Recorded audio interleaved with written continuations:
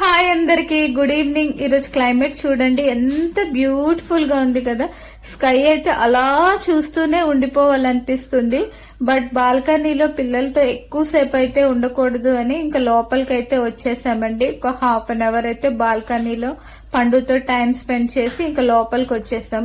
ఈ రోజు మా ఇంట్లో లంచ్ స్పెషల్ ఏంటంటే నార్మలే అండి. సో స్పెషల్ ఏమీ లేదు. సో ఈ రోజు అయితే మా ఇంట్లో మటన్ కర్రీ అండ్ పప్పుచారు అయితే చేసుకున్నాము.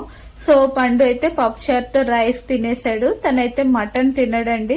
నేనైతే బ్రౌన్ రైస్ తో మటన్ తినేసి లాస్ట్ లో కొంచెం పప్పుచారుతో అయితే రైస్ తిన్నాను.